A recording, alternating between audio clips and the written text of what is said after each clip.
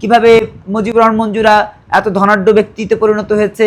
তো ধর্মভীরু দেখলেই তাদের প্রতি শ্রদ্ধায় মাথা অবনত করে রাখি। দাড়ি টুপি দেখেছি, চিন্তা করেছি আরে বাবা, দাড়ি টুপি পাঞ্জাবি পড়া মানুষ, তাদের তো দুর্নীতি থাকতেই পারে না। কিন্তু তারাও যে দুর্নীতি করেছেন সেটা নিয়ে কিন্তু কেউ কোনো গবেষণা করেনি, কেউ কোনো অনুসন্ধানী প্রতিবেদন করেনি। যদি অনুসন্ধান করতো সেক্ষেত্রে বেরিয়ে আসতো থলের বিড়াল। তা না হলে আপনার ছাত্র শিবিরের সেই সময়ের নেতারা কিভাবে এত কোটি কোটি কোটি টাকার মালিক হয়েছে।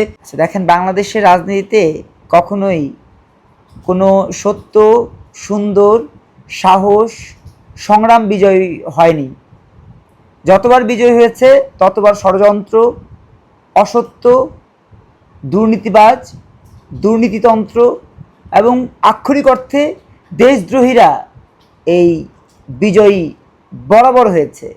এবারও আমরা দেখতে পাচ্ছি দেশদ্রোহী যারা বাংলাদেশ চায়নি, যারা বাংলাদেশের স্বাধীনতা চায়নি, যারা বাংলাদেশকে ধারণ করেনি, যারা বাংলাদেশকে কোনোভাবেই স্বীকার করেনি, তারা বিজয়ী হচ্ছে। সেক্ষেত্রে ছাত্র শিবিরের এই বিজয় তো ওই আগেরই ধারাবাহিকতা, নতুন করে কিছু না। আপনি ইতিমধ্যে কিন্তু 39টা পদে ইতিমধ্যেই রাকসুতে বিনা প্রতিদ্বন্দ্বিতায় নির্বাচিত হয়েছে। বিনা প্রতিদ্বন্দ্বিতা, এই যে বিনা প্রতিদ্বন্দ্বিতা মানে কি? শেখ হাসিনার সময় বিনা প্রতিদ্বন্দ্বিতা। বিনা প্রতিদ্বন্দ্বিতা কখন হয়? যখন মানুষ ভয় পায়, খৌফ তৈরি হয়, ডর তৈরি হয়। ওই খৌফ এবং ডর, ভয়ের রাজনীতি আবার নতুন করে আমাদের মাঝে তৈরি করছে এই ছাত্র শিবির জামাত ইসলাম। সত্যিকার অর্থে আওয়ামী লীগের কোনো বিকল্প তারা না। তারা আওয়ামী লীগের একটা পার্টের মতো করে এখন রাজনীতি করছে, আওয়ামী লীগের মতো করেই, একদম হুবহু আওয়ামী লীগ যেভাবে রাজনীতি করেছে ঠিক তেমনিভাবে তারা রাজনীতি। ছাত্রলীগ যা করেছে, ছাত্রলীগের ব্যানারে যতগুলো হেলমেট সদস্য ছিল, প্রতিটা হেলমেট সদস্য ছাত্র শিবিরের সদস্য ছিল। নিজেদের মাথা ঢেকে রাখার জন্য, মুখ ঢেকে রাখার জন্য তখন তারা হেলমেট ব্যবহার করেছে। ওই হেলমেট খুলে এখন তারা ছাত্র শিবিরের এই প্যানেলে চলে এসছে, পদে চলে এসছে। আক্ষরিক অর্থে ছাত্রলীগের চেয়ে ভালো কিছু না। বলবে তো। এখন দেখেন, আপনি যদি চোরকে জিজ্ঞেস করেন, ভাই তুমি চুরি করেছো, চোর কি বলবে যে আমি চুরি করেছি? সাদিক কায়েমরা সবসময় অপরাধের পক্ষে ছিল, সবসময়, এখনো অপরাধের পক্ষে। এসছে তো চিটং থেকে, সেই চিটং, যেই চিটংয়ে সেটেলার হিসেবে তারা বাড়ি করেছে। জিয়াউর রহমান যাদেরকে সেটেলার হিসেবে ওখানে থাকার ব্যবস্থা করে দেয়, সেটেলাররা কখনো ভালো হতে পারে না।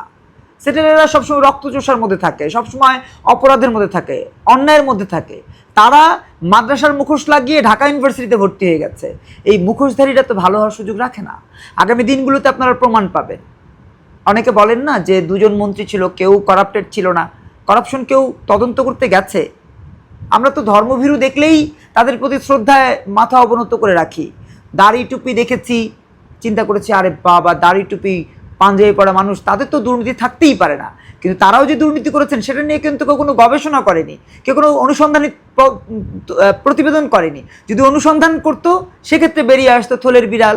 তা না হলে আপনার ছাত্র শিবিরের সেই সময়ের নেতারা কিভাবে এত কোটি কোটি টাকার মালিক হয়েছে, কিভাবে মুজিবুর রহমান মঞ্জুরা এত ধনাঢ্য ব্যক্তিতে পরিণত হয়েছে, কিভাবে তারা আলাদা দল করছে, কিভাবে তারা বাংলাদেশের বাইরে ভারতের সাথে যোগসূত্র তৈরি করেছে, চায়নার সাথে যোগসূত্র তৈরি করেছে, কিভাবে?